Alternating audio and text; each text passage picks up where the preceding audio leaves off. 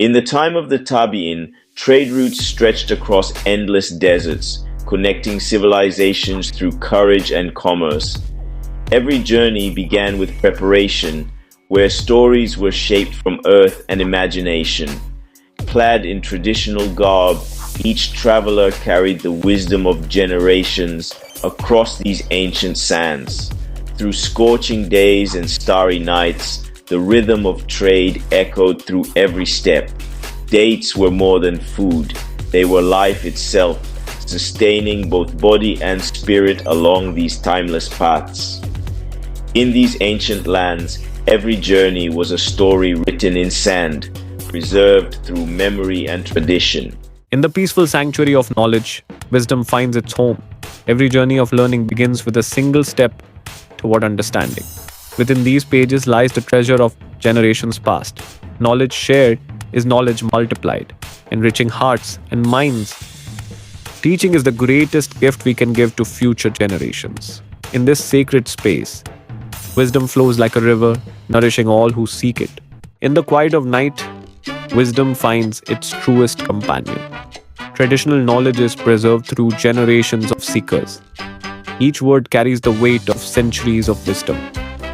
In these quiet moments, the mind expands and the spirit grows. This is where heritage meets knowledge and tradition finds its future.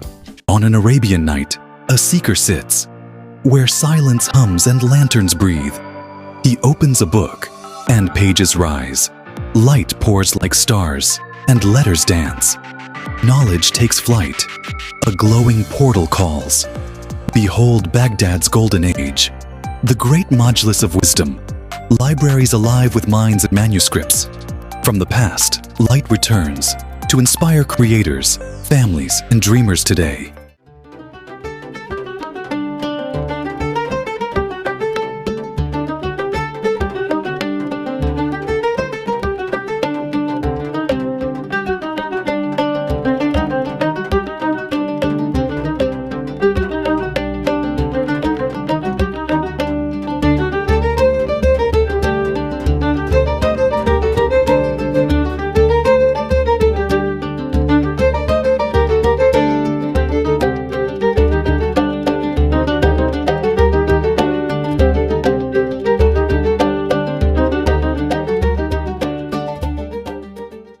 Assalamualaikum ahlan wa sahlan ya syadiki.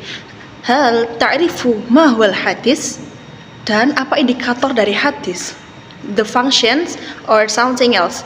Jadi selama 30 menit ini kita akan memahami apa itu hadis, pengertiannya, fungsi dan sejarahnya. Dan setelah itu kita akan bahas bagaimana hadis dhaif dilihat dari segi sanad dan rawi. Dan kita juga akan membahas tentang hadis maudhu'nya juga. Sebelum itu, kita akan memulai dengan hal yang paling dasar sebelum kita memulai video 30 menit ini.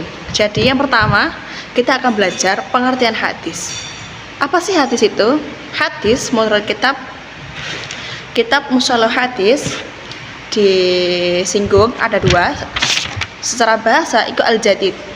Wa yajma'u ala ahadis ala khilafil qiyas. Itu yang menurut bahasa. Sedangkan menurut istilah, hadis adalah ma udhifa ila nabi sallallahu alaihi wasallam min qaulin aw fi'lin aw takririn aw sifatihi. Dari kalimat tadi, pengertian apa itu hadis secara bahasa Arab. Mungkin kita semua masih belum familiar apa yang dimaksud dengan bahasa tadi. Kalimat tadi masih sangat konseptual. Jadi secara lugat tadi dibahas al-jadid. Al-jadid itu baru, sifatnya baru. Hadis itu baru ada setelah Al-Quran turun. Nah, sifatnya hadis itu hukum tertinggi setelah Al-Quran. Kenapa? Karena hadis itu ada untuk memerinci Al-Quran yang susah difahami. Wa yajma'u ala ahadis, dan jamak dari hadis itu adalah kalimat ahadis. Kemudian yang istilah ma udhifa ila nabiyyi sallallahu alaihi wasallam min qaulin aw fi'lin aw takririn aw sifatihi, maksudnya ma udhifa ila nabi. Ma udhifa berarti sesuatu yang disandarkan kepada nabi. min qaulin dari ucapan, au fi'lin atau dari perbuatan, au takririn dari ketetapannya, juga au sifatihi atau dari sifatnya, dari ucapan Rasulullah, dari perbuatannya, dari ketetapannya dan sifat. Secara sifat yang dimaksud di sini adalah paras atau fisik dari Nabi. Berarti hadis itu sesuatu yang disandarkan kepada Nabi sesuai dengan perilaku, ucapan, ketetapan dan sifat fisik beliau. Nah, teman-teman, apa saja bagian dari hadis? Jelasnya hadis ini memiliki bagian-bagiannya. Nah, bagian hadis yang paling penting yang sering dibahas pada mata kuliah ini ada 3. Yang pertama ada sanad, ada rawi, dan ada matan. Apa itu sanad? Sanad adalah mata rantai. Yang dimaksud dengan mata rantai adalah korelasi atau hubungan antara perawi 1, perawi 2, dan perawi 3. Lalu apa itu rawi? Rawi adalah orang yang meriwayatkan hadis. Nah, lalu apa itu matan? Matan adalah isi dari hadis tersebut. Misalnya kita sedang membaca hadis yang berbunyi, kita cari hadisnya.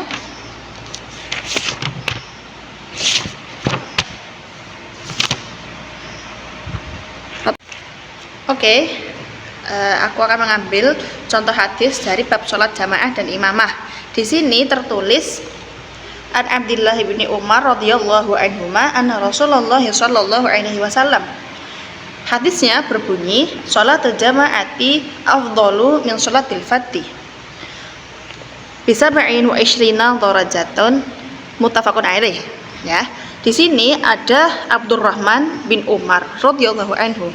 Abdullah bin Umar ini adalah perawi radhiyallahu anhu, bergelar radhiyallahu anhu.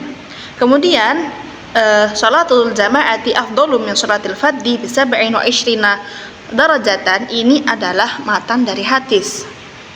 Nah, syaratnya apa? Syaratnya muttafaqun alaih. Muttafaqun alaih, ketika syaratnya muttafaqun alaih, maka ia hadisnya sahih.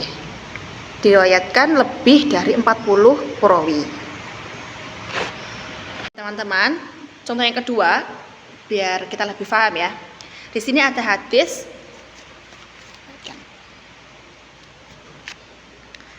An Anasin radhiyallahu anhu anna Nabiyya sallallahu alaihi wasallam.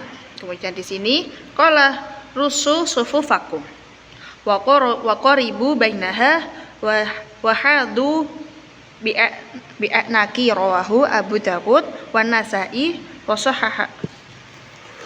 sahahahu Ibnu Hibban. Nah, di sini kita lihat lagi, berarti hadisnya dari Anas radhiyallahu anhu, bergelar radhiyallahu anhu. Anas mendengarkan hadis ini langsung dari Nabi. Karena di sini tertera annahu anan Nabiyya sallallahu alaihi wasallam, sesungguhnya Nabi bersabda. Sabdanya berupa matanya berbunyi rusu sufufakum wa qaribu bainaha. Jadi hadis biasanya kalau di kitab hadis itu dikurung, itu namanya matan. Nah, sanadnya, nah di sini tertulis rawahu Abu Dawud wan Nasa'i wa sahahahu Ibnu Hibban. Nah, ini adalah sanad atau mata rantai. Mata rantainya kenapa bisa dilihat mata rantai? Karena ini ada Abu Dawud kemudian Nasa'i. Jadi Abu Dawud dan Nasa'i ini adalah 2 perawi yang disebut matan, disahkan oleh Ibnu Hibban. Nah, ini namanya sanad. Dan ini adalah susunan hadis yang kompleks. Susunan hadis yang kompleks harus terdiri dari komponen tadi. Sebelumnya, lalu apakah ada hadis yang mengandung kecacatan? Nah, teman-teman, kualitas hadis itu dibagi menjadi 3. Yang pertama itu ada yang sahih, yang kedua itu ada hasan, yang ketiga ada dhaif. Nah, kita akan menjelaskan secara urut. Kita lihat yang paling atas, yakni adalah sahih. Di kitab Mustalahul Hadis dijelaskan bahwa syurutuhu hadis sahih Hadis sahih syaratnya itu adalah ittisalus sanad. Ittisalus sanad itu apa sih? Ittisalus sanad itu bersambungnya sanad. Sanadnya untuk mencapai syarat hadis sahih itu harus mutawatir. Mutawatir itu ada berapa? Sekitar berjumlah 40 perawi lah. Dan sanadnya bersambung, tidak terputus. Kemudian ada rawi. Rawinya adil. Yang dimaksud adilnya rawi itu apa? Rawi adil itu adalah rawi yang bisa membedakan mana yang baik, mana yang benar dalam kehidupan sehari-hari dan diterapkan dalam ketika ia meriwayatkan hadis. Kemudian kemudian setelah adil rawi itu dobit rawi. Rawi yang dobit. Apa ya rawi yang dobit itu? Rawi yang dobit adalah rawi yang kuat ingatannya. Teliti, pokoknya kalau dobit itu mengacu pada kecerdasan otak, teliti dan lain-lain. Kemudian adamul ilah. Adamul ilah itu apa? Adamul ilah itu tidak ada kecacatan. Jadi hadisnya itu benar-benar bersih dari pemalsuan dan lain-lain. Nah, bagian ketiga dari segi kualitas hadis yakni adalah dhaif. Dhaif di sini menurut bahasa itu ditulqawi. Wa dhaifu hissi wa ma'nawi.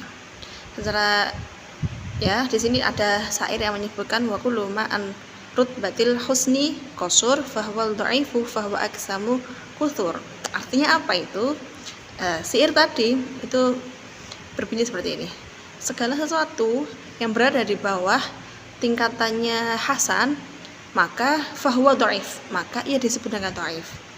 Wahwa dan dhaif tersebut aksamu kuthur, dan dhaif tersebut ada banyak bagian.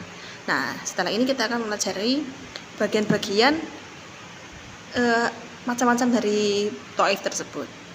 Oke teman-teman, disclaimer dulu sebelum kita membahas macam-macam dari hadis dhaif. Sebelum itu saya akan memberikan tambahan sedikit note gitu. Mengapa di sini ada personifikasi dari hadis tersebut? Kenapa ada yang sahih, hasan dan dhaif? Karena hadis ini dia ini kan hukum tertinggi setelah Al-Qur'an. Maka untuk menjaga hadis tersebut, hukum tersebut tetap orisinil dan bisa digunakan dalam kehidupan sehari-hari dalam pengamalannya juga, maka hadis yang diaplikasikan itu harus benar-benar bersih dari kecacatan dan lain-lain. Maka dari itu hadis dhaif itu tidak bisa dijadikan sebagai standar hukum karena adanya kecacatan tersebut. Teman-teman, untuk pembagian hadis dhaif itu ada dua. Yang pertama dilihat dari segi cacatnya dari perawi. Yang kedua nanti akan membahas dhaif cacatnya pada sanad. Nah, pertama kita membahas yang dari segi perawi dulu. Pertama, perawi itu apa ya? Kita ingat-ingat lagi. Perawi itu adalah orang yang meriwayatkan hadis. Nah, orang yang meriwayatkan hadis disebut perawi. Lalu jika cacatnya pada perawi, di mana cacatnya? Nah, yang dimaksud dalam cacat perawi itu adalah dari segi kapasitas, moralnya seperti rendah ketaatannya kepada ajaran agama, atau dari segi kapasitas intelektual seperti rendah ketajaman, hafalan dan ketelitian. Itu garis besarnya saja. Jadi cacat pada perawi ini disebabkan asbab dhaifnya ada dua. Ada yang bil adli dan ada yang bil hifdi. Yang bil adli itu bertentangan dengan fasik, ada mutahambil kadhi, ada kecenderungan untuk berbohong, ada berbohong dan pengikutnya itu yang bil adli. Jadi pembagiannya dari bil adli. Yang bil hifdi itu ada yang dari segi ketelitian, ketajaman hafalan, kepawaiannya dalam menulis dan lain-lain. Nanti kita akan bahas satu-satu karena di ini akan dibahas menjadi 8 segmentasi. Teman-teman, untuk pembagian hadis dhaif itu ada dua. Yang pertama dilihat dari segi cacatnya dari perawi. Yang kedua nanti akan membahas dhaif cacatnya pada sanad. Nah, pertama kita membahas yang dari segi perawi dulu. Pertama, perawi itu apa ya? Kita ingat-ingat lagi. Perawi itu adalah orang yang meriwayatkan hadis. Nah, orang yang meriwayatkan hadis disebut perawi. Lalu, jika cacatnya pada perawi, di mana cacatnya? Nah, yang dimaksud dalam cacat perawi itu adalah dari segi kapasitas, moralnya seperti rendah ketaatannya kepada ajaran agama, atau dari segi kapasitas intelektual seperti rendah ketajaman hafalan dan ketelitian. Itu garis besarnya saja. Jadi cacat pada perawi ini disebabkan asbab dhaifnya ada dua. Ada yang bil adli dan ada yang bil hifdi. Yang bil adli itu bertentangan dengan fasik, ada mutahambil kadhi, ada kecenderungan untuk berbohong, ada berbohong, dan pengikutnya itu yang bil adli. Jadi pembagiannya dari bil adli. Yang bil hifdi itu ada yang dari segi ketelitian, ketajaman hafalan, kepawaiannya dalam menulis dan lain-lain. Nanti kita akan bahas satu-satu karena di ini akan dibahas menjadi 8 segmentasi. Nah, pembagian yang pertama itu ada hadis matruk. Hadis matruk itu apa? Hadis matruk berasal dari isim fi'il, taraka yatruku, yang artinya tertinggal. Maksudnya yang tertinggal itu apa? Karena di sini perawi ada indikasi mutahambil kadhi. Artinya si perawi ini sering berbohong dalam kehidupan sehari-hari, meskipun tidak dalam kegiatan perawiatan hadis, tetapi karena adanya indikasi berbohong tadi, hukumnya jadi matruk karena ya sudah menempel pada dirinya. Yang kedua ada hadis mungkar. Hadis mungkar dari isim fi'il ankara yunkiru, yang berarti hadis yang perawinya memiliki cacat dalam bentuk fasik dan kadar kefasikannya fatal dalam meneriwayatkan hadis. Nah, ini yang hadis mungkar ini sama dengan hadis yang syadz. Kalau syadz itu sisinya makbul, kalau mungkar ini dhaif. Kemudian yang ketiga, hadis mu'allal. Hadis mu'allal dari isim fi'il dari secara bahasa itu ilat, artinya penyakit. Hadis punya penyakit, ya, hadis ada penyakit. Secara teori hadis yang mu'allal ini secara zahir dia itu hadisnya tidak ada kecacatan, tetapi ketika ia diteliti ternyata ada kecacatan di dalamnya. Nah, syaratnya hadis bisa dikatakan mu'allal itu ada dua: tersembunyi dan merusak keabsahan dari hadis tersebut.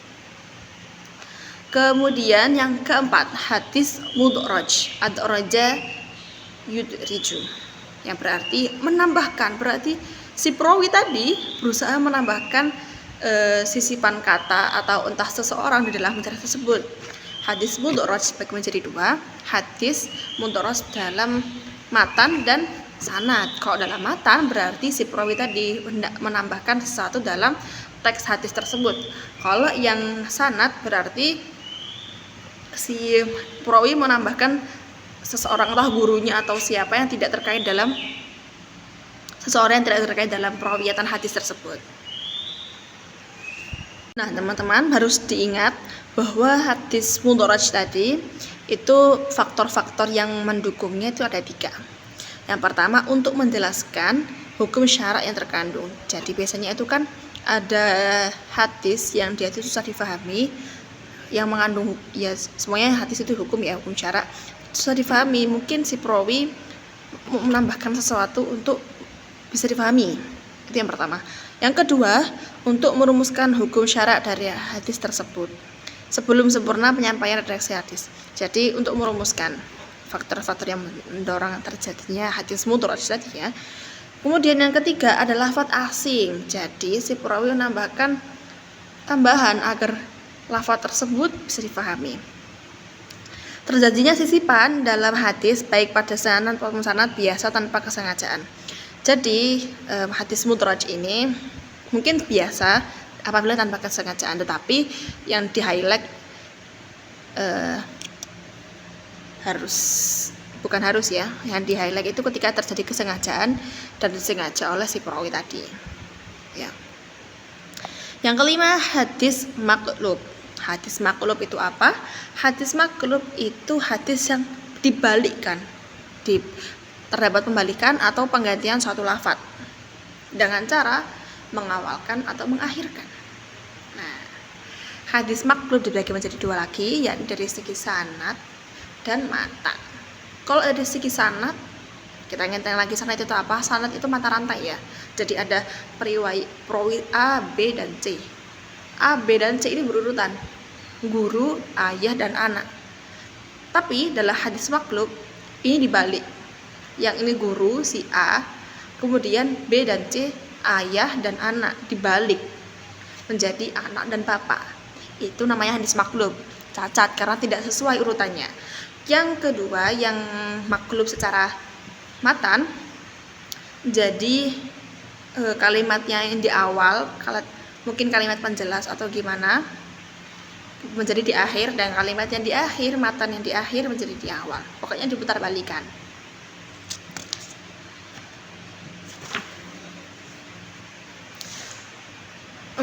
Kemudian yang keenam ada mudharib. Mudharib berasal dari kata idhrab yang artinya goncang atau rusaknya susunan dari keteraturan sesuatu. Nah, jadi ada beberapa hadis yang sama, kemudian tetapi diriwayatkan oleh seseorang yang sama kuatnya. Tetapi perawi tersebut yang sama kuatnya meriwayatkan satu hadis itu berlawanan. Maka itu hadisnya idhrab atau rusak atau goncang. Nah, yang ketujuh, banyak. Yang ketujuh ada hadis musahaf. Hadis musahaf itu apa? Hadis atau dari kata al-tashif yang berarti praktik mengubah kata atau kalimat yang terdapat pada hadis sehingga menyalahi kata atau kalimat yang diriwayatkan oleh perawi yang thiqah baik secara lafaz maupun secara maknanya. Jadi kita pahami dulu. Musahaf dari kata tashif yang mana praktek mengubah kata atau kalimat yang terdapat pada hadis sehingga menyalahi kata pada perawi yang thiqah baik secara lafaz maupun maknanya. Jadi ada hadis yang sudah benar, kemudian ada seseorang perawi yang secara mungkin prakteknya dia menyalahi perawi atasnya yang lebih thiqah dengan dari lafaz atau maknanya. Penyebab terjadinya musahaf ini sangat menakutkan teman-teman, karena biasanya hadis musahaf terjadi ketika ia tidak memiliki guru atau kitab-kitab yang memadai. Maka itu pentingnya kita belajar dengan guru dan kitab-kitab yang benar. Kemudian yang terakhir dari hadis dhaif dari segi perawinya, ini ada hadis syadz dari isim fi'il syadza yasuddu. Syadz memiliki makna menyendiri dari kebanyakan orang. Secara istilah, hadis syadz adalah hadis yang diriwayatkan oleh perawi yang thiqah namun bertentangan dengan perawi thiqah yang lebih unggul kualitasnya. Paham? Oke, begini. Syadza yasuddu yang berarti menyendiri kebanyakan. Perawinya ini thiqah. Nah, perawi thiqah itu apa? Perawi thiqah itu bisa dipercaya. Tetapi perawi thiqah ini tadi menyalahi perawi thiqah yang lebih unggul kualitasnya. Maka karena bertentangan akhirnya disebut dengan hadis yang syadz. Oke, teman-teman sudah paham? Itu adalah tadi itu 8 macam dari dhaif dari segi perawi. Perlu diingat teman-teman karena masih ada satu lagi. Setelah ini kita akan membahas dhaif dari segi sanadnya. Ya, sebelum itu kita pahami dulu yang tadi, oke? Kamerat. Setelah tadi kita sudah membahas beberapa macam-macam hadis dhaif secara perawi, kita akan membahas hadis dhaif dari segi sanadnya. Kita ingat lagi, apa itu hadis dhaif? Hadis dhaif itu hadis yang tingkatannya tidak sampai pada hadis hasan dan dia cenderung lemah. Kemudian Sanad adalah mata rantai dari rawi. Yang pertama kita akan membahas hadis mu'allaq dari isim fi'il allaqo yu'alliqu, berarti menggantungkan sesuatu dengan sesuatu yang lain. Nah, di sini dijelaskan bahwa mu'allaq, diberi contoh saja, seorang mukharrij atau ulama yang mempopulerkan hadis. Nah, mukharrij tersebut memiliki buku himpunan hadis yang mana kebanyakan hadis tersebut langsung mengacu pada qala Rasulullah SAW. Jadi perawi-perawi yang awal atau perawi-perawi kebanyakan dan perawi-perawi bawahnya itu dihilangkan oleh si mukharrij tadi. Jadi hanya tersisa dari Rasulullah dan hanya tersisa kalau Rasulullah SAW, tidak ada perawi yang menyambungkan dari siapa beliau mendapatkan hadis tersebut. Oke, yang kedua hadis mursal dari isim maf'ul arsala yursilu yang berarti melepaskan atau membebaskan. Maksudnya apa? Hadis mursal adalah hadis maksudnya dimaksudkan ini adalah melepaskan isnad dan tidak menghubungkannya dengan seseorang yang dikenal. Maksudnya apalagi hadis mursal adalah hadis yang gugur di akhir sanadnya seorang perawi sudah kenal tabi'in. Maksudnya seperti ini. Jadi ada orang yang meriwayatkan hadis setelah periwayatan dari Rasulullah langsung kepada tabi'in. Jadi perawi tersebut menghilangkan perkataan dari seorang sahabat. Padahal urutannya setelah Rasulullah itu ada sahabat, ada tabi'in, ada tabi'in, baru ulama ke bawah. Nah, si perawi tadi ini menghapus dari jalan si sahabat tadi. Ada dua, ada yang mursal tabi'in dan mursal sahabi. Nah, kalau yang mursal sahabi itu yang diriwayatkan oleh sahabat tentang perkataan atau perbuatan Nabi. Sementara sahabat tersebut masih kecil atau terlambat masuk Islam. Nah, hukum mursal sahabi ini menurut jumhur itu mutasil. Jika hadisnya sahih, maka bisa dijadikan sebagai hujjah agama. Tetapi apabila tidak, maka sebaliknya berarti tidak bisa dijadikan hujjah. Hadis yang ketiga yakni hadis mu'tal dari isim maf'ul a'dala yu'dilu dari wazan af'ala yuf'ilu. Maksudnya apa? Maksudnya itu menjadikan sesuatu problematis atau misterius. Jadi di sini sanadnya ada yang dihilangkan, lebih dari dua. Nah, bisa juga bermakna fakta di mana seorang mursil, orang yang menggugurkan sanad, atau musannif, orang yang mengutip sabda Nabi itu ada yang hilang. Hukumnya ini dhaif karena banyaknya penghilangan sanad pada penghilangan seorang merawikannya dalam sanad. Jadi tidak bisa dijadikan sebuah kehujahan. Kemudian yang keempat ada hadis munqati' yang artinya terputus. Kebalikan dari ittisal yang artinya tersambung. Yang inqata'a juga berarti terputus, terpecah, patah, kering dan lain-lain. Pokoknya kebalikan dari ittisal yang bersambung tadi. Nah, menurut istilah hadis munqati yang tidak bersambung sanadnya baik di awal atau di akhir. Jadi tidak ada kesambungan antara sanad 1, 2, 3 dan 4 sampai terakhir. Para ulama hadis sepakat bahwa ini hukumnya dhaif karena tidak diketahui jati diri dari perawi yang dihilangkan tadi. Kemudian yang keempat ada hadis munqati' yang artinya terputus. Kebalikan dari ittisal yang artinya tersambung. Yang inqata'a juga berarti terputus, terpecah, patah, kering dan lain-lain. Pokoknya kebalikan dari ittisal yang bersambung tadi. Nah, menurut istilah hadis munqati yang tidak bersambung sanadnya baik di awal atau di akhir. Jadi tidak ada kesambungan antara sanad 1, 2, 3 dan 4 sampai terakhir. Para ulama hadis sepakat bahwa ini hukumnya dhaif karena tidak diketahui jati diri dari perawi yang dihilangkan tadi.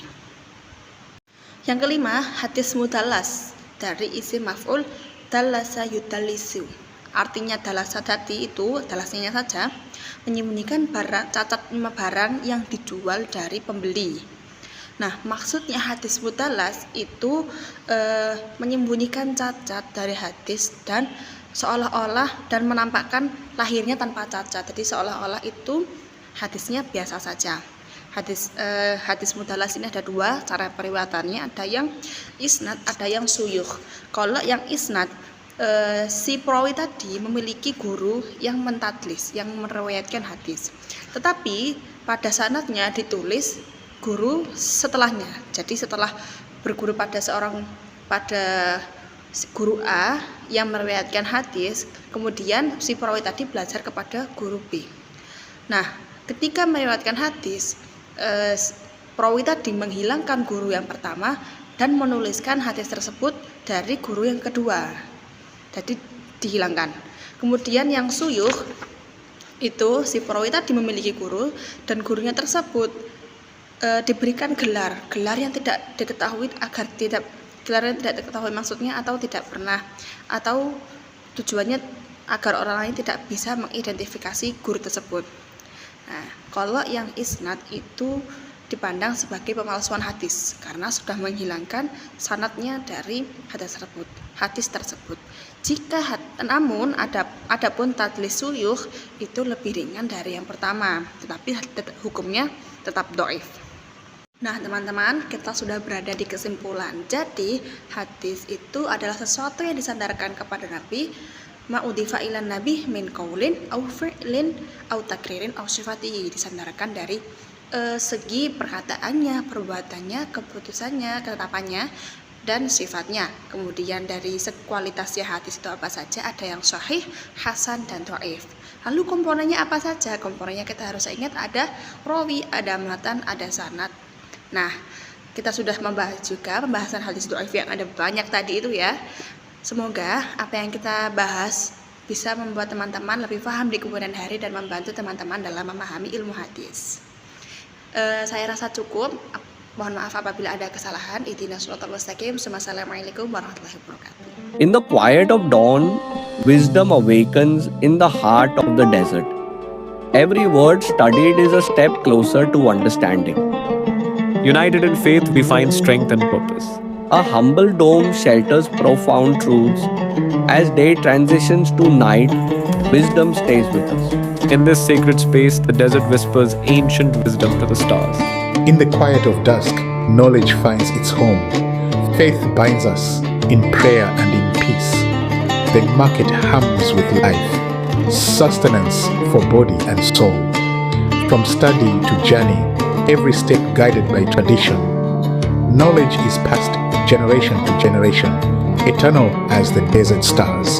Under the vast Arabian sky, where stars paint stories across the night, seeking wisdom and peace in the quiet of night. Knowledge is the light that guides us through darkness. True companionship comes in shared moments of reflection. In silence, we find connection that words cannot express.